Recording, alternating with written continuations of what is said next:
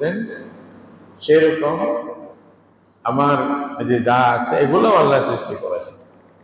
এটা আমরা সবাই জানি। কোরআন আল্লাহ বলতেছেন, আল্লাহু খালাকাকুম ওয়া মা তা'মালুন। আল্লাহ তাআলা আপনাদেরকেও সৃষ্টি করেছেন এবং আপনারা যা কাজ করেন, আমরা যা কাজ করি, হাত নাড়তেছি, চোখ ব্যবহার করতেছি, চিন্তা ভাবনা করতেছি, সবকিছু কাজ সৃষ্টি আল্লাহ সৃষ্টি।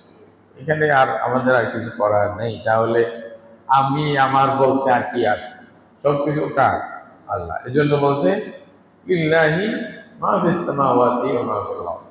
আসমানে জমিনে যা কিছু আছে সব কার? একক মালিক আল্লাহ, একক বাদশাহ আল্লাহ। এটাই তো আল্লাহ পরিচয় দিয়েছেন, কুলিল্লাহুম্মা মালিকাল মুলক তুতিল মুলকা মান তাশা ওয়া তানজিউল মুলকা মিম্মান তাশা ওয়া তুইজ্জু মান তাশা ওয়া তুযিল্লু মান তাশা বিয়াদিকাল খায়র।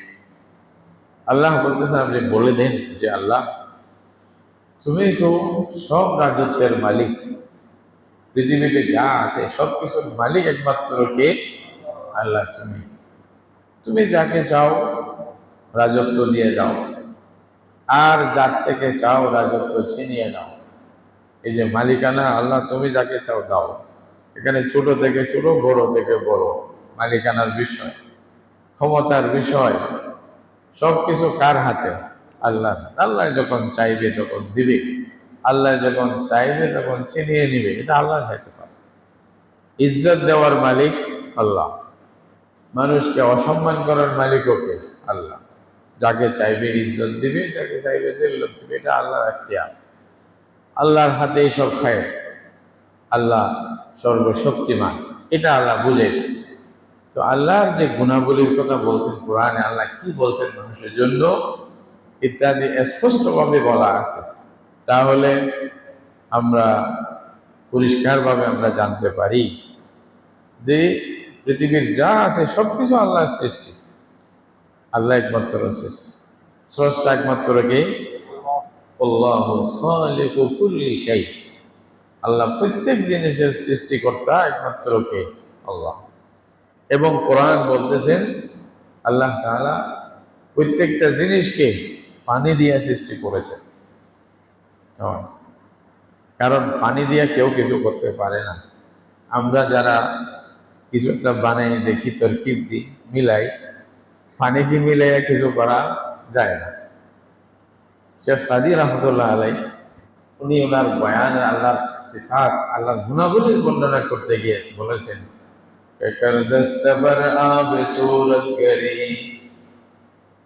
শেখ সাদি রহমতুল্লাহ আলাই বলতেছেন, আরে বেটা সব রাখ, পানির মধ্যে ফটো আঁকা এটা কে পারছে? আপনি খালে, নদীতে, সমুদ্রে যান, একটা লাঠি দিয়ে যদি এভাবে আঁকবেন, দেওয়ার আগে শেষ থাকবে। এই পানি দিয়া এত সুন্দর ফটো বানাইছে, মানুষকে সৃষ্টি করে দিয়েছেন। কে করছে? আল্লাহ ছাড়া আর কেউ পারে? আল্লাহই তো করছে। তো বলতেছিলাম, বাকি যা আছে সব আল্লাহর সৃষ্টি। আল্লাহ যেরকম চাইছে বানাইছেন। আল্লাহ একমাত্র স্রষ্টা। সৃষ্টির মধ্যে সবচেয়ে বেশি শ্রেষ্ঠ আল্লাহ তাআলা বানাইছেন ইনসানকে, বনি আদম। কোরআন বলতেছেন, লাকাদ খালাকনাল ইনসানা ফি আহসানি তাকওয়িম। আল্লাহ আমি মানুষকে সবচেয়ে বেশি সুন্দর কাঠামোতে সৃষ্টি করেছে। মানে আল্লাহর সৃষ্টির মধ্যে আল্লাহর কাছে যে রূপটা বেশি সুন্দর মনে হয়েছে, সেই রূপেই মানুষকে আল্লাহ সৃষ্টি করেছেন। এবং এই মানুষকে সৃষ্টি করার পরে আল্লাহ তাআলা সব কিছুর উপরে প্রাধান্যতা দিয়েছে। কি বলছে? ওয়ালাকাদ কাররামনা বনি আদম। আল্লাহ বলছে, আমি বনি আদমকে সম্মানিত করেছি এবং আল্লাহর প্রায় সৃষ্টির উপরে তাদেরকে প্রাধান্যতা দিয়েছেন আল্লাহ তাআলা। এটাও কোরআনে আছে। যার কারণে আমরা বলি মানুষ আশরাফুল মাখলুকাত, মাখলুকাতের মধ্যে সবচেয়ে শ্রেষ্ঠ হচ্ছে কে? মানুষ। সবচেয়ে বেশি সম্মানিত হচ্ছে মানুষ। কিন্তু এই মানুষের জন্য আল্লাহ একটা পরীক্ষা রাখছে। কেন মানুষকে আল্লাহ তাআলা দুনিয়াতে সৃষ্টি করেছেন? এটাও আল্লাহ তাআলা বলছেন যে মানুষ তোমাদেরকে আমি পৃথিবীতে ইবাদতের জন্য, পরীক্ষার জন্য সৃষ্টি করেছি। কিরকম? তাবারাকাল্লাযী বিয়াদিহিল মুলক ওয়া হুয়া আলা কুল্লি শাইইন কাদির আল্লাযী খালাকাল মাউতা ওয়াল হায়াত লিয়াবলুয়াকুম আইয়ুকুম আহসানু আমালা। আল্লাহ তাআলা একটা জিনিস ভাঙ্গিয়া বলছে সে আল্লাহ বরকতপূর্ণ, কে?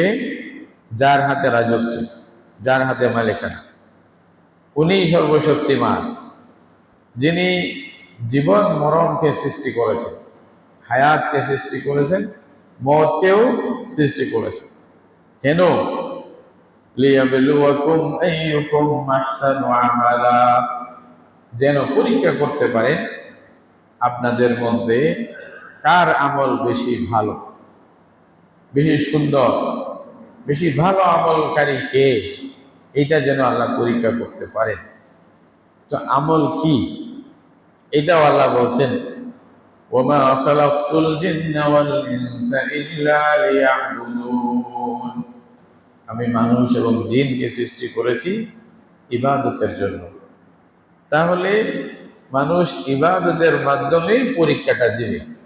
যেই পরীক্ষার জন্য আল্লাহ হায়াত মওতকে সৃষ্টি করেছেন, মানুষের হায়াত মওতের মধ্যকার সময়ে ইবাদতের মাধ্যমে সৃষ্টিটা করবে, মানে পরীক্ষাটা দিবে। এই যে ইবাদত কি, এটা কে বলে দিবে? রাসূলুল্লাহ সাল্লাল্লাহু আলাইহি ওয়াসাল্লাম বলে দিবে। এটা বুঝাই দেওয়ার জন্য আল্লাহ তাআলা দুইটা ব্যবস্থা করছেন। একটার নাম হলো রিজালুল্লাহ, আর একটার নাম হলো কিতাবুল্লাহ। রিজালুল্লাহ মানে আদম আলাইহিস সালাম থেকে নিয়ে মুহাম্মদুর রাসূলুল্লাহ সাল্লাল্লাহু আলাইহি ওয়াসাল্লাম পর্যন্ত যতগুলো নবী রাসূল এসেছেন, যাদেরকে আল্লাহ তাআলা নির্বাচন করে যাদের কাছে আল্লাহ তাআলা ওহী প্রেরণ করেছেন এবং বান্দাদের কাছে ওহী পৌঁছানোর জন্য যাদেরকে আল্লাহ যুগে যুগে প্রত্যেক জায়গার জন্য নির্বাচন করেছেন, ওনাদেরকেই বলা হয় আম্বিয়া এবং রাসূল। ওনারাই হলেন রিজালুল্লাহ। এদের মাধ্যমে আল্লাহ নিজের কিতাব, নিজের হেদায়াত, নিজের ইরশাদাত যেগুলো আছে, গাইডলাইন গুলো আল্লাহ বান্দার কাছে পৌঁছিয়ে দেন, বান্দাদের থেকে অন্ধকার থেকে আলোর দিকে নিয়ে আসার জন্য। কারণ পৃথিবীতে আল্লাহর নূর না হলে বাকি সব অন্ধকার। আল্লাহু নূরুস সামাওয়াতি ওয়াল আরদ, আল্লাহ হলেন আসমান জমিনের আলো, একমাত্র আলোর আধার হলেন কে? আল্লাহ তাআলা। আল্লাহর নূর না হলে ওয়াল্লাম ইয়াজালিল্লাহু লাহু নূরান, যার জন্য আল্লাহ নূর দিবেন না, ফামা লাহু মিন নূর, সে আলো পাবে না। তাহলে যে আলো আল্লাহ তাআলার পক্ষ থেকে আসছে, আল্লাহ বলছেন যে ওয়াত্তাবাউ নূর আল্লাযী উনজিলা মাআহু উলাইকা হুমুল মুফলিহুন। এই নবী রাসূলকে, মুহাম্মদ রাসূলুল্লাহ সাল্লাল্লাহু আলাইহি ওয়াসাল্লামকে যারা অনুসরণ করবেন এবং ওনার সাথে যে নূর আল্লাহ নাযিল করেছেন, নূর কি? আল্লাহর কিতাব। এই যে কিতাব যেটা আল্লাহ নাযিল করেছেন, এই কিতাবের অনুসরণ যারা করবে, কিতাব মতে যারা চলবে, তারাই কামিয়াব। তাহলে এই আলো যদি আমাদের লাগে, আল্লাহর নূর দিকে যাইতে হবে। আম্বিয়া কেরামের কাজ হলো বান্দাদেরকে দুনিয়ার মূর্খতা, জিহালত, শিরিক, কুফর, বিদআত, নফসের খাহিশ এগুলা থেকে বের করে আল্লাহর নূরের দিকে নিয়ে যাওয়া। লিইখরিজাহুম মিনাজ যুলুমাতি ইলান নূর, অন্ধকার থেকে নূরের পথে, আলোর পথে নিয়ে যাওয়া। রাসূল করিম সাল্লাল্লাহু আলাইহি ওয়াসাল্লাম দোয়া করতেন, মসজিদে যখন আসতেন তখন দোয়া করতেন, আল্লাহুম্মা জাআল ফি কলবি নূরা ওয়া ফি সামঈ নূরা ওয়া ফি বসরি নূরা ওয়া ফি আইনি নূরা ওয়া আন ইয়ামিনি নূরা ওয়া আন খালফি ওয়া আন শিমালি নূরা ওয়া আন আমামি নূরা ওয়া আন খালফি নূরা ওয়া ফাওকি নূরা ওয়া তাহতি নূরা আল্লাহুম্মা জাআলনি নূরা। এরকম দোয়া করতেন। এই দোয়ার অর্থ কি? যে আল্লাহ আমার অন্তরে, আমার সামনে, আমার পিছনে আমার ডানে, আমার বামে, উপরে, নিচে, আমার অন্তরে, আমার চোখে, আমার শরীরে, আল্লাহ সব জায়গায় নূরে ভর্তি করে দাও। রাসূলুল্লাহ এটা দোয়া করতেন। মসজিদে যখন বের হবেন, আসতেছেন, পথে পথে এই দোয়াটা করতেন। এই জন্য এই নূরেই তো দরকার। দুনিয়া থেকে যদি নূর স্পিরিটটা নিয়ে যান, ইমানের নূর, আমলের নূর, ইখলাসের নূর, তাহলে বরজক, আখিরাত এগুলা নূর আর নূর হবে। আল্লাহ তাআলা বলছেন, আল্লাহর বান্দারা কিয়ামতের দিন বলবে, রব্বানা আতমিম লানা নূরানা ওয়াগফির লানা। আল্লাহ, কিয়ামতের অন্ধকারে আমাদের লাইটকে পরিপূর্ণ করে দাও। এটা আছে হাদিসের মধ্যে। আল্লাহ রাসূল সাল্লাল্লাহু আলাইহি ওয়াসাল্লাম বলছেন, বাশশিরিল মাশাঈনা ফিজ যুলমাত বিন-নূরিত তাবি ইয়াওমাল কিয়ামা। যারা অন্ধকার রাতে ইশারের নামাজের জন্য, মাগরিবের নামাজের জন্য, ফজরের নামাজের জন্য অন্ধকার অবস্থায় মসজিদে আসবে, পায়ে চলে মসজিদে আসে অন্ধকার অবস্থায়, তাদেরকে সুসংবাদ দাও। কিসের? পরিপূর্ণ আলোর সুসংবাদ দাও কিয়ামতের দিন। এটার বদলে আল্লাহ ওখানে দিবে। তাহলে আমরা যা করতেছি এগুলো সেই নূর আহরণ করার জন্য, কবর আলোকিত হওয়ার জন্য, এবং আখিরাত আলোকিত হওয়ার জন্য, ফুলসিরাত আলোকিত হওয়ার জন্য। এগুলা সব অন্ধকারে ভর্তি থাকবে যাদের নূর থাকবে না, কাফেরদের হাবুডাবু খাবে, বুঝতে পারবে না। তাহলে নবীদের কাজ হলো এই নূরে হিদায়াতের জন্য, কামিয়াবির নাজাতের নূরের দিকে নিয়ে আসার জন্য এরা কাজ করেন। এবং আল্লাহর কিতাব যেটা আল্লাহ পাঠাইছেন যুগ যুগ ধরে, এটা হলো ওখানে আল্লাহ হিদায়াত দিয়ে দিয়েছেন মানুষ কিভাবে চলবে, ইবাদতি জিন্দেগি কিভাবে কাটাবে। একটা জিন্দেগি হলো আমার যেরকম মন চায় সেরকম, কোনো কিছু তোয়াক্কা করলাম না, আমি এটা করব কিনা কারো থেকে জিজ্ঞাসা করলাম না, যেরকম মন চাইলো সেরকম করলাম। এটা বলে ইত্তেবাউল হাওয়া। আল্লাহ বলছে, ওমান আযাল্লু মিম্মান ইত্তাবা হাওয়াহু বিগাইরি হুদাম মিনাল্লাহ। আল্লাহর হিদায়াত ছাড়া যে নিজের নফসের খাহিশ মতে, নফসের মনের চাহিদার অনুসরণ করে চলে, তার চেয়ে গুমরাহ তো আর কেউ নেই। স্পষ্ট ভাবে বলছে। তাহলে আল্লাহর হিদায়াতের উপরে নিজেকে তাকে ধাবিত করতে হবে যে না, আমার যেরকম মন চায় সেরকম করা যাবে না, আল্লাহ যেরকম বলছে সেরকম করতে হবে। তো আল্লাহ যেরকম বলছে এটা করার জন্য আমাকে আপনাকে এই যে নবীদের হেদায়েতের পথে আসতে হবে, তখন না সেই নূরটা পাবো, আলোটা পাবো, তারপরে না আমি যাবো। ইলম, এই যে বলা হয় আল ইলমু নূরুন মিনাল্লাহ, ইলম যেটা আছে, ওহীর যে জ্ঞান, এটা আল্লাহর পক্ষ থেকে একটি নূর, এটা আলো। মুহাম্মদ সাল্লাল্লাহু আলাইহি ওয়াসাল্লামের পূর্বে সারা পৃথিবী অন্ধকার ছিল। রাসূলুল্লাহ সাল্লাল্লাহু আলাইহি ওয়াসাল্লাম থেকে যে আলো, সিরাজান মুনীরা, আল্লাহ বলছে এটা কিরকম? উজ্জ্বল সূর্য। ওয়া কামারান মুনীরা, এটা আল্লাহ চন্দ্র, সূর্য, রাতের, দিনের সব আলোর আসল যে মিসাল, এটা মুহাম্মদ সাল্লাল্লাহু আলাইহি ওয়াসাল্লামকে আল্লাহ দান করেছে। এই চেরাগ থেকে, এই সূর্য থেকে সবাই আলো নিয়ে সারা পৃথিবীকে আলোকিত করতেছে। হযরত শেখ সাদী রাহমাতুল্লাহ আলাইহি কথাটা রাসূল পাক সাল্লাল্লাহু আলাইহি ওয়াসাল্লামের প্রশংসা করতে গিয়ে বলেছিলেন, বলতেছেন এই যে কাশাফাত দুজা বিজামালিহি হাসানাত জামিউ খিসালিহি সাল্লু আলাইহি ওয়া আলিহি। কাশাফাত দুজা যেটা বলতেছেন মানে হলো অন্ধকারকে উনি দূরীভূত করে দিয়েছেন। অন্ধকারকে দূরীভূত করে উনি আলোর পথে মানুষকে নিয়ে এসেছেন।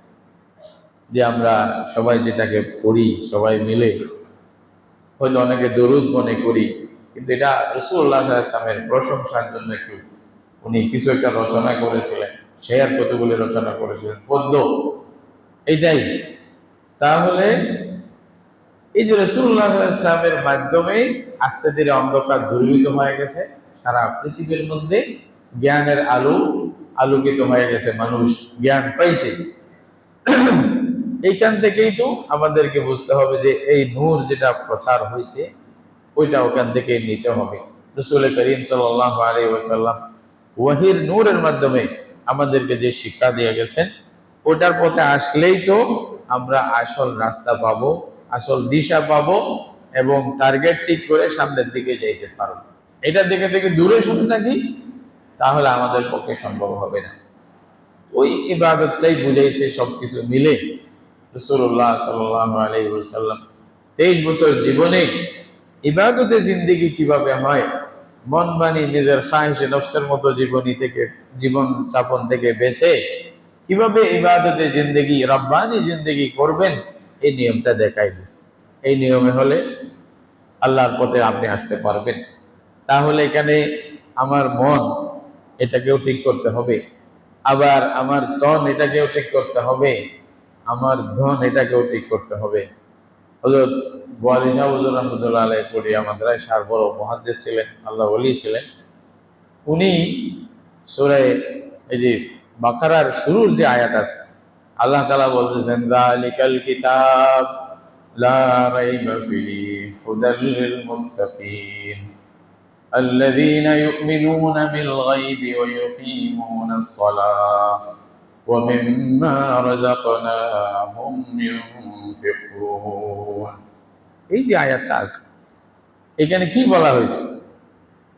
আল্লাহ বলতেছেন এই কিতাব হলো সেই কিতাব যে হিদায়াতের তোমরা আল্লাহর কাছে প্রার্থনা করতেছিলা, আল্লাহ তাআলা সেই হিদায়াত এই কিতাবের মধ্যে দিয়ে দিয়েছে। এই হিদায়াত নামা তোমাদের সামনে আসছে, এটা নিয়ে চলো। আমরা যে আগে বলছি না ইহদিনাস সিরাতাল মুস্তাকিম, ইহদিনাস সিরাতাল মুস্তাকিম, এটা কি? আল্লাহ বলছেন ওটা এই কিতাব, এখানে সব হিদায়াতের কথা আছে। এটা সন্দেহ মুক্ত, কোনো সন্দেহ নেই। লা রাইবা হুদাল লিল মুত্তাকিন, মুত্তাকিনদের জন্য এটাই হিদায়াত। কারা মুত্তাকি? মুত্তাকি কারা? এটার পরিচয় দিয়েছে কয়েকটা শব্দে।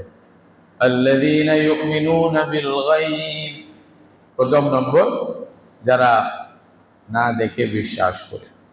দেখিয়ে বিশ্বাস তো সবাই করবে, কি বলেন? দেখলে তো সবাই বিশ্বাস করবে না। দেখা ছাড়া বিশ্বাস, এটার মূল্য বেশি। এটা আসলে ইমান বোঝা যাবে, হ্যাঁ তা আসলে বেশি। মানে সেরকম ব্যক্তি যদি বলে আর কি, যারা না দেখে বিশ্বাস করে ঈমান রাখে, মানে অন্তর ভালো হয়ে গেছে, অন্তর ঠিক হয়ে গেছে। এবং ওয়ায়ুকিমুনাস সালাহ, যারা নামাজ প্রতিষ্ঠা করে। নামাজের জন্য আমাদেরকে নিজের শরীরকে কাজে লাগাইতে হয়, তাই না? চোখকে কাজে লাগাইতে হয়, দিলকে কাজে লাগাইতে হয়, হাত পা সবকিছুকে কাজে লাগাইতে হয়। শুধু সেজদার মধ্যে 7টা অঙ্গ ব্যবহার হয়। রাসূলুল্লাহ সাল্লাল্লাহু আলাইহি ওয়াসাল্লাম বলতেছেন, মানুষ যখন সেজদা করে আলা সাবাতি আযা, বলছে 2 হাত 2 পা 2 হাঁটু, তারপরে কপাল নাক সহ, এগুলো সব ব্যবহার হয় সেজদার মধ্যে। আর নামাজের মধ্যে তো পুরো শরীরটাই ব্যবহার হয়। তাহলে তন আর কি, তন এটা মন আর একটা তন, বুঝেন তো না? এটাও ঠিক হয়ে গেছে। এরপরে তৃতীয় নম্বর, ওয়া মিম্মা রাযাকনাহুম ইউনফিকুন, আল্লাহ বলছে আমি যে রিজিক তাদেরকে দিয়েছি। এখানে আল্লাহ বুঝাইছে তুমি টাকা পয়সার মালিক হয়ে মনে করিও না এটা তোমার, বা তুমি এটা করতে পারবে, তোমার বাহুবলে এটা হয়ে গেছে, বা তুমি রাখতে পারবে, রক্ষা করতে পারবে, এই ধারণা ছেড়ে দাও। আল্লাহ বলছে আমি দিয়েছি, ওয়া মিম্মা রাযাকনাহুম, আমি তোমাদেরকে দিয়েছি। যাকে চাই দিই, তাকে নিয়ে নেই, যতক্ষণ চাই রাখি, আবার যতক্ষণ চাই মন থেকে, আমি যখন চাই তাকে আবার এগুলো থেকে দূরে সরাই দেই। এটা আল্লাহর ইখতিয়ার, বান্দা কিছু করতে পারবে না। এখানে চেষ্টা করলেও অতটুকুই হবে যতটুকু আল্লাহ লিখে দিয়েছেন, এর বাইরে কিছু হবে না। এই তিনটা, তাহলে ধনটাও ঠিক হয়ে যায়। তো উনি উনি এই এই আয়াতের তাফসীর করতে গিয়া হযরত ওয়ালি শাহ রাহমাতুল্লাহ আলাইহি বলতেছিলেন, বলছে মন ঠিক হয়ে যাওয়া, মন ইমানদার হওয়া, ধন ইমানদার হওয়া এবং ধন ইমানদার হওয়া। তাহলে মনও মুসলমান, তনও মুসলমান, ধনও মুসলমান, তিনটা জিনিস। আর কি লাগে বলেন তো? মানুষের অন্তরটা এটা ঠিক হইতে হবে, তন মানে শরীরটা এটাও ঠিক হইতে হবে, আর আমি যে সম্পদ আমার কাছে থাকবে ওটাও কি হইতে হবে? ঠিক হইতে হবে। তিনটাই আয়াতের মধ্যে বলেন। এই হিসাবে যদি তাফসীর করেন, এত ব্যাপক সুন্দর কথা বললেন যেটা ব্যাখ্যা করলে অনেক লম্বা হবে। তো মানুষের স্বাভাবিক এই তিনটা ঠিক কথা হয়, যেগুলো আমল বলছে। ইবাদত মানে কি? আমার মনও ঠিক, মুসলমান হয়ে গেছে, আমার মনের মধ্যে কুফরি নেই? মনের মধ্যে কুফরি কখন আসে? যদি আমি নবীদের বাতানো যে জ্ঞানে চিন্তা ভাবনা আছে, চিন্তাধারা আছে, এটার বাহিরে যদি গিয়ে আমি চিন্তা করি, তাহলে এটা মন কাফের হয়ে গেল, মন মুসলমান হলো না। যে আকীদাগুলোর বিষয় সবকিছু মনের সাথে সম্পর্ক। এখানে মানে আমার শরীর দিয়ে কিছু করতে হবে না, পয়সা দিয়ে কিছু করতে হবে না। আকীদার পুরো সম্পর্ক আমার মনের সাথে। আমার মনকে যদি মানাইতে পারি আল্লাহ ছাড়া কোনো মাবুদ নেই পৃথিবীতে, আমি আল্লাহর সৃষ্টি যা আছে এগুলা পূজার উপযুক্ত না, যেই হোক, এটা মানুষ হোক, ইনসান হোক, জিন হোক, এটা আসমান হোক, জমিন হোক, সূর্য হোক, চন্দ্র হোক, বাতাস হোক, আকাশ হোক, সমুদ্র হোক, গাছপালা হোক, কোনো কিছু পূজার উপযুক্ত না, ইবাদতের উপযুক্ত না, ইবাদত পাওয়ার লায়ক না। ইবাদত পাওয়ার লায়ক একমাত্র কে? আল্লাহ। আমি আমার মনকে বাঁধবো, কেউ আমাকে বাধা দিবে? এখানে পয়সা খরচ আছে, এখানে শরীরও খরচ নাই। তো মনকে ঠিক করতে হবে, মন মুসলমান হতে হবে। মনের মধ্যে আল্লাহ তাআলা যেগুলো বলেছেন, কোরআনে যেগুলো বলছে, উলামায়ে কেরাম মিলে আহলে সুন্নাত ওয়াল জামাতের আকীদার নাম যাকে দিয়েছে, এগুলোর বাহিরে আমি যাব না, এগুলোর মধ্যেই থাকবো। আমার মনকে এখানে স্থির রাখবো না, এটাই মানতে হবে। কোরআন হাদিস এটাই বলে। তনকে ঠিক করতে হবে, আমার শরীরের মধ্যে হারাম যেন না আসে, হালাল গেজা আসে, এবং আল্লাহ যেগুলো আমার শারীরিক ইবাদত আমার উপরে ফরজ করছেন, এগুলো যেন আমি করি। এগুলা হজ ফরজ হলে হজের মধ্যে যাব, নামাজ তো পড়বই। আর যেগুলা কাসবুল তলব কাসবিল হালালি ফরিদাতুন বাদাল ফরিদা, নিজের জন্য, বাচ্চাদের জন্য, পরিবারের জন্য কামাই করতে হবে, আয় উপার্জন করতে হবে, এটাও ইবাদত। যদি আমি নিয়ত ভালো করে করি, তাহলে এটাও করাম, এটার মধ্যেও আমি আল্লাহর তরিকার বাহিরে, নবীর তরিকার বাহিরে গেলাম না। এরপরে আমার ধন যেটা আছে, এটা অর্জন করা এবং এটাকে ব্যয় করা, উভয় ক্ষেত্রে আমি আল্লাহর নিয়মকে যদি মানি, ওখানে যদি মুসলমান থাকি, আমার মন মুসলমান, আমার তন মুসলমান, আমার ধন মুসলমান, এই তিনটা দিনে যদি মুসলমান হয়ে যায়, আমার জীবনটা ইবাদতি জিন্দেগি হয়ে যাবে। যেটা আল্লাহ বলছিলেন, তোমাদেরকে ইবাদতের জন্যই আমি সৃষ্টি করেছি, সেই ইবাদতকেই তোমরা পরিপূর্ণ করে দুনিয়া থেকে আসতে হবে। এই ইবাদত আমরা করব, যে এইখানে ইবাদত যা করব এটা কবুল হবে কখন? আল্লাহ তাআলা বলতেছেন, ওমা উমিরু ইল্লা লিয়াবুদুল্লাহা মুখলিসিনা লাহুদ্দিন। আল্লাহ তাআলা তোমাদেরকে আদেশ দিয়েছেন কিসের? ইবাদত যে করবে, এটা আল্লাহর জন্য খালেস ভাবে করবে। যে কোনো কিছু দুনিয়াতে আমি যা কাজ করব, সব কিছুর মধ্যে ইবাদতের সম্পর্ক আছে। তো এটা একমাত্র কার জন্য করব? মানে রাজি খুশি করার উদ্দেশ্য আল্লাহ। বাকি দুনিয়াতে তো আছে, দুনিয়ার উদ্দেশ্য তো আছে, অনেক আছে না। মা বাপকে রাজি খুশি করব কি জন্য? আল্লাহকে রাজি করার উদ্দেশ্যে। ভালো ব্যবহার করব কি জন্য? আল্লাহকে রাজি খুশি করা। আল্লাহকে রাজি খুশি কেন? আল্লাহ যেভাবে বলছে সেভাবে করলে তো আল্লাহ রাজি। আল্লাহ যেভাবে বলছে, নবীদের মাধ্যমে শিখাইছে, সেভাবে না করলে তো আল্লাহ নারাজ। তাহলে আল্লাহ রাজি খুশি ওখানে। রসুলের তরিকা মতে করলে আল্লাহ রাজি, আর রসুলের তরিকার বাহিরে গেলে আল্লাহ নারাজ। তাহলে আমি প্রত্যেকটা জিনিস সেভাবেই করব। এমনকি আমি নামাজ পড়লেও সেই তরিকার মধ্যে করব, যে তরিকা আল্লাহ রাজি খুশি। ওমা উমিরু ইল্লা লিয়াবুদুল্লাহ মুখলিসিনা লাহুদ্দিন। যারা ইখলাসের সহিত শুধু আল্লাহর জন্য কাজ করে, আল্লাহকে রাজি খুশি করা, এটাই উদ্দেশ্যটাকে দুনিয়াতে এমনি চলতেই হবে সবাই মিলে। মান সম্মান যেভাবে ইসলাম বলতে, সুন্দরভাবে নিজের জীবন পরিচালনা করতে হবে। কিন্তু আমার আসল উদ্দেশ্য শুধুমাত্র থাকবে কাকে রাজি করা? আল্লাহকে রাজি করা। এটা যদি থাকে, তাদের জন্য আল্লাহ দুনিয়াতেও কামিয়াবি, দুনিয়াতেও আল্লাহ নাজাত দিবে, আখিরাতেও নাজাত দিবে। ইমাম বুখারী রাহমাতুল্লাহ আলাইহি একটা ঘটনা বলছেন লম্বা করে। মানে যারা মুখলিসিন আছে, আল্লাহর বান্দারা, খালেস আল্লাহর ওয়াস্তে যারা কাজ করে, তারা কিভাবে দুনিয়ার মুসিবত থেকে রক্ষা পায়, আখিরাতে রক্ষা পাবে, এটার একটা মিসাল ইমাম বুখারী রাহমাতুল্লাহ আলাইহি একটা ঘটনা বলছেন। বনি ইসরাঈলের তিনজন মানুষ ছিল। ওনারা এক সময় ওই সফরে গেছেন। আসার সময় পথের মধ্যে বৃষ্টি হচ্ছে। তো সেই জমানায় বৃষ্টি থেকে বাঁচার জন্য তো জায়গায় জায়গায় ঘর ছিল না। অনেক দূরে গিয়ে একটা গ্রাম থাকতো, মাঝে মধ্যে এখানে ময়দান, ধুলো ময়দান, তারপরে এদিকে পাহাড়, এগুলাই। তো ওনারা মনে করছে এই বৃষ্টি থেকে বাঁচতে হলে এই পাহাড়ের নিচে বা কোনো পাথরের নিচে যদি বসি কিছুক্ষণ, তাহলে বৃষ্টি থেকে বাঁচবো না হতো। ওই সময় তো ব্যবস্থা ছিল না। তো হঠাৎ করে বৃষ্টি আসায় ওনারা পাহাড়ের একটা গুহার ভিতরে ঢুকে গেলেন।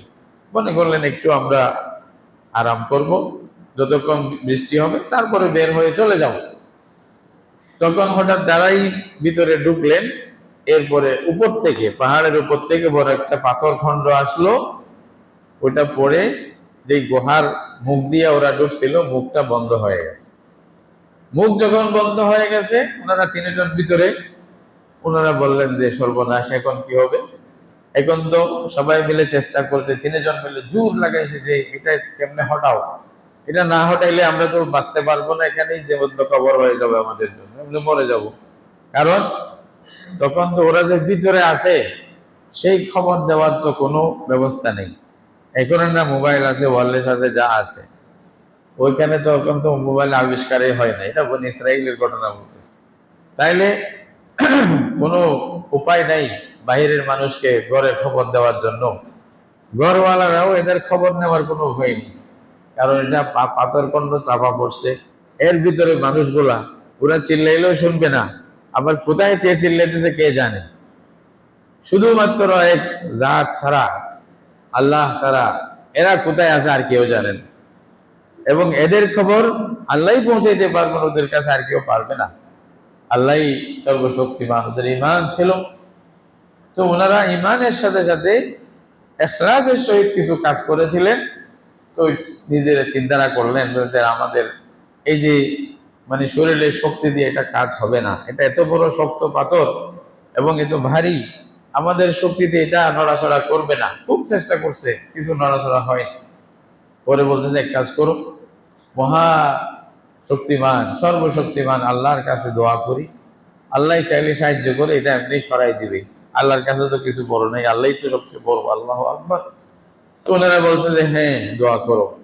একজনে দোয়া করতেছে, দোয়া করিয়া বলতেছে, আল্লাহ, আমি, আমার বৃদ্ধ মা বাপ ছিল, মা বাপের খেদমত করতাম। এক সময় মা বাপের জন্য আমি এই যে ছাগল চড়াইতে গেছিলাম, ওদেরকে ছাগল নিয়ে এসে মাগরিবের পরে বা যখন সময় দুধ দোহন করে মা বাপকে খাওয়াইতাম। মা বাপকে দুধ পান করানোর পরে আমি আমার বাচ্চাকে নিয়ে দুধ পান করতাম, এটা নিয়ম ছিল। বলছে একদিন কি হলো, আমি ওখানে ছাগলকে ওই যে একটু পাতা টাতা পাড়ি দেওয়ার জন্য একটু লেট হয়ে গেছে আসতে। তো আস্তে আস্তে ঘরে আসতে আসতে দেখতেছি আমার মা বাপ ঘুমাই গেছে, দুজন ঘুমাই গেছে। বলছে আমার নিয়ম মতে আমি দুধ দোহন করে ওই গ্লাসে দুধ নিয়ে, তাদের অংশের দুধটা নিয়ে ওদের কাছে গেছি, গেলাম, দুজন ঘুম। বলছে আমি তাদেরকে উঠাইলাম না, মনে করলাম ওরা যখন উঠবে, ঘুম থেকে ঘুম ভাঙবে, তখনই দুধ পান করাবো, এমনি তাদের ঘুম ভাঙিয়া তাদেরকে কষ্ট দিব না। বলছে আমি পায়ের পাশে দাঁড়াই থাকলাম এই যে দুধের গ্লাস নিয়ে। এটা বুখারী শরীফের ঘটনা, লম্বা করে ইমাম বুখারী রাহমাতুল্লাহ আলাইহি হাদিসের মধ্যে বলছে। বলছে যে আল্লাহ, আমি দাঁড়াই থাকলাম, আমার মা বাপের দেরি হচ্ছে, ওরা ঘুম ভাঙতেছে না, আমার বাচ্চারা এই যে খানা খাওয়ার জন্য রাত্রের দুধ পান করবে। বলছে আমার পায়ের মধ্যে কানতে কানতে ঘুমাই গেছে, আমি দাঁড়ায় আছি, আমার ইচ্ছা হলো মা বাপকে আগে পান করাবো, তারপর আমি পান করবো, এটা নিয়ম মতে। বলছে দাঁড়াইতে দাঁড়াইতে মানে দোয়া করতেছে আল্লাহর কাছে। বলছে আল্লাহ, এটা শেষ পর্যন্ত ফজর হয়ে গেল। ফজরের পরে ওরা, ওদের ঘুম ভাঙলো। তো ঘুম ভাঙার পরে তাদেরকে প্রথমে পান করাইলাম, এরপরে আমার বাচ্চাদেরকে উঠাই আমিও পান করলাম। বলছে আল্লাহ, এই কাজটা যে আমি করছি, এটা তুমি ছাড়া কেউ জানে না পৃথিবীর। আর এটা যদি আমি সত্যিকার অর্থে আল্লাহ তোমাকে রাজি খুশি করার জন্য করে থাকি, মা বাপকে খেদমত করলে, মা বাপকে সন্তুষ্ট করলে তুমি রাজি খুশি হয়ে যাও, এটা তোমার বিধান। যদি তুমি এটা আল্লাহ তোমার কাছে জানা আছে সব, তোমাকেই রুজি রাজি খুশি করার জন্য ইখলাসের সহিত যদি আমি করে থাকি, আজকে আমাদের এই মহা বিপদ থেকে ওই কাজের উসিলায় আল্লাহ আমাদেরকে একটু মুক্তি দান করো। এই দোয়ার সাথে সাথে দেখা যায় পাথরটা একটু নড়ছে, এখন বাইরে থেকে আলো দেখা যাচ্ছে, পাথরটা হটে গেছে কিছু, কিন্তু ওরা বাইর হওয়ার মতো এরকম অবস্থা হয় নাই। ওই যে মানুষ সুযোগ পাইলেই ভুলে যায়, আবার তিনজনে বলছে এখন তো নড়াচড়া করছে, এখন মনে হয় কাজ চলবে। তিনজনে আবার ধাক্কা দিয়েছে খুব জোরে সোরে, না কাজ হয় না। আরেকজন দোয়া করছে, বলছে এবার আরেকজন দোয়া করে। তো উনি একটা দোয়া করলেন, বলছে আল্লাহ আমার একজন চাচাতো বোন ছিল, খুব সুন্দরী, আমার মনের মধ্যে চাহিদা ছিল তাকে মানে তার সাথে বিচার করে তার থেকে উপকৃত হয়ে যাওয়া, নিজের মনের বাসনা পূরণ করা, এটার বড় আশা ছিল। কিন্তু সে কোনো মতে রাজি হতো না। এক সময় সে দুর্ভিক্ষের মধ্যে সে মোহতাজ হয়ে গেছে টাকার, আমার কাছে আসিয়া বলতেছে আমাকে কিছু টাকা ধার দাও। তা আমি তাকে বললাম ধার দিব, তবে শর্ত আছে। কি শর্ত? আমার উদ্দেশ্য পূরণ করতে হবে। তো সে মোহতাজ ছিল, সে আমার কাছে টাকা না নিলে হয়তো না খেয়ে মরতে হবে, সেরকম যান বাঁচাতে পারবে না। সে মজবুর হয়ে বলছে আচ্ছা ঠিক আছে, তুমি যদি চাও তো এটাই করতে হবে, আমাকে তো আর উপায় নাই। বলছে সে একটা দিন তারিখ ঠিক করলাম, সে আসলো টাকার জন্য। আমি তাকে বললাম যে সবাইকে, মানুষ যেন কেউ না দেখে, সবাইকে সরাই দিলাম। তো আমি বললাম যে ঠিক আছে আমার উদ্দেশ্য পূরণ করো। সেও শেষ পর্যন্ত মজবুর হয়ে রাজি হলো। বলছে যখন আমি তার রানের উপরে বসলাম, এটা বুখারী শরীফের হাদিসের মধ্যে আনসির জন্য বলতেছে, আপনি বোঝার জন্য। বলছে এখন আর কোনো বাধা নাই। ওই সময় আমার বোন, আমার চাচাতো বোন বলে উঠলো ইত্তাকিল্লাহ, ইত্তাকিল্লাহ ওয়ালা তাফুদ্দাল খাতামা ইল্লা বিহাক্কি। বলছে এই বান্দা, আল্লাহকে ভয় কর, অন্যায় ভাবে এরকম কাজটা করতে যেও না। এটা বলার সাথে সাথে আমি তার শরীর থেকে আলাদা হয়ে গেলাম এবং তাকে বললাম যে তুমি এখন আমার নজর থেকে সরে যাও, এবং 200 দিনার তাকে দিয়ে দিলাম, যেটা ওয়াদা করছিলাম। বলছে টাকাও দিতে হবে না, যাও তুমি তাড়াতাড়ি এখান থেকে সরে যাও। বলছে আল্লাহ আমি তাকে যদি এই যে পাপ থেকে বিরত থাকলাম, শুধু তোমার ভয়ে যদি আমি এটা করে থাকি, তোমার যদি এটা জানা থাকে ইখলাস সহিত, আর কাউকে কেউ আমাকে দেখতো না, কেউ আমাকে কিছু বলতেও পারতো না, কিন্তু আল্লাহ তোমার ভয়ে, তোমার নাম বলছে, এটার ভয়ে আমি ছেড়ে দিছি। যদি আল্লাহ এটা আমি ইখলাসের সহিত তোমাকে রাজি খুশি করার জন্য করে থাকি, আল্লাহ আজকে আমাদের এই বিপদ থেকে, সেই আমলের উসিলায় বিপদ থেকে আমাদেরকে মুক্তি দান করো। এইটা বলার সাথে আরো কিছু হচ্ছে। ওনারা মনে করছে এবার মনে হয় পারবো, আরো কিছু সরে গেছে, আবার জোর লাগাইছে, বলতেছে ওইখানেই আবার বের হওয়া যায় না। তখন তৃতীয় আরেক ব্যক্তি সে দোয়া শুরু করলো, বলছে যে আল্লাহ আমি কিছু মানুষকে কাজে রেখেছিলাম, মজদুর, বিভিন্ন মজদুরকে কাজে রাখছে। বলছে যে ওরা সবাই প্রত্যেকের কাজের বিনিময় নিয়ে গেছে। একজন ব্যক্তি বলল আমি পরে আসিয়া নিব, এখন আমি নিব না, আমি পরে আসি আপনার থেকে টাকা নেব। বলতে সে আর আসলো না। এখন অনেক দিন, প্রায় বছর খানিক সে আসে নাই। দোয়া করতেছে যে আল্লাহ আমি করছি কি, ওর যে অংশটা পুরো প্রাপ্য, যে পয়সাটা ছিল পারিশ্রমিক, এইটা দিয়া আমি ইনভেস্ট করলাম, এটা দিয়া গরু ছাগল ইত্যাদি কিনলাম, আস্তে ধীরে বাড়াইলাম। তো বাড়াইতে বাড়াইতে এক ঝাঁক ছাগল হয়ে গেল, অনেক মানে ছাগল দেখা যাচ্ছে মাঠের মধ্যে। বলছে ওর পয়সা দিয়া করছে। অনেক দিন পরে সেই বান্দা আসিয়া বলতেছে যে আল্লাহর বান্দা আমার পারিশ্রমিক দিয়ে দাও, টাকাটা দাও, যে তোমার কাছে কাজ করেছিলাম পয়সাটা দিয়ে দাও। তো আমি বললাম যে ওই যে মাঠের মধ্যে ছাগলগুলি দেখতেছো, এক ঝাঁক ছাগল, ওগুলাই তোমার পারিশ্রমিক। উনি বলছে মস্কারি করিও না আমার সাথে, আমি কাজ করছি 10-20 টাকা পাবো, তুমি বলছো এতগুলি ছাগল। বলছে আমি মস্কারি করতেছি না, তাইলে ওইটাই তোমার, তোমার পয়সা দিয়ে আমি এগুলো আস্তে ধীরে লাগাই বড় করছি, এতটুকু হয়েছে, ওই তোমার পয়সাটাই। বলছে সত্য, বলছে সত্য। বলছে এটা বলার পরে ওই বান্দা বলছে একটা ছাগল আমার জন্য ছাড়লো না, সব নিয়ে গেল, একটাও ছাড়ে নাই। ও যা করছে সব নিয়ে গেছে। বলছে আল্লাহ আমার অন্তরে দুঃখ লাগে নাই। বলছে যে আল্লাহ আমি যদি এই কাজটা তোমাকে রাজি খুশি করার জন্য, তোমার বান্দার এই আমানতটা সেভাবে পৌঁছায় দেওয়ার কাজটা যে করছি, এটা যদি তোমার কাছে কবুল হয়, এটা যদি ইখলাসের সহিত করে থাকি, তোমার জানা থাকে, আল্লাহ আমাদের আজকে সেই কাজের উসিলায় এই মুসিবত থেকে আমাদেরকে রক্ষা করো। এটা বলার সাথে সাথে পাথরের মেয়ে সরে গেছে। আল্লাহু আকবার। এরা ফখরাজু মানে আমিনিনা সালিমিনা, বুখারী শরীফের মধ্যে আছে। এরপরে ওনারা অত্যন্ত নিরাপত্তার সহিত ওই বড় মুসিবত থেকে বের হয়ে, গুহা থেকে বের হয়ে ঘরে আসছে। এটা জিন্দা একটা মিসাল। ইখলাসওয়ালা যারা আছে, খালেস ভাবে যারা আল্লাহর ওয়াস্তে কাজ করছে, তাদের এই কাজের উসিলায় দুনিয়াতেও আল্লাহ তাদেরকে মুক্তি দান করে, আখিরাতে তো করবেই। তাহলে আমাদের কাজ তো করতেই হবে, কিন্তু ইখলাসের সহিত করতে হবে। ইখলাসের গুরুত্বটা এটা বোঝার জন্যই আজকের এই কথাগুলি আপনাদের সামনে পেশ করলাম। এখন এটার চিন্তার বিষয় হলো, আমরাও তো মানুষ, আমরাও তো কাজ করছি। কেউ 60 বছর 70 বছর হয়ে গেছি, কেউ কম কেউ বেশি। কিন্তু আমি আমার জীবনে আমি যদি চোখ বন্ধ করে একটু তালাশ করি, আমার জীবনে আমি এমন কোন কাজ কি পাবো যেটা রুসিলা দিয়ে আল্লাহকে বলতে পারবো, আল্লাহ এটা তোমার জন্যই করছি? এটা তালাশ করেন না। বাস্তবতা বুঝে আসবে আমরা কোথায়, আমাদের কাজের মধ্যে কি আছে এটা বুঝে আসবে।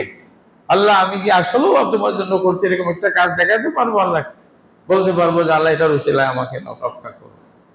আল্লামা ইল্লামা ইনশাআল্লাহ পাবেন। আলহামদুলিল্লাহ অনেকে আছেন, করেন, কাজ করবেন শুধুমাত্র কার জন্য?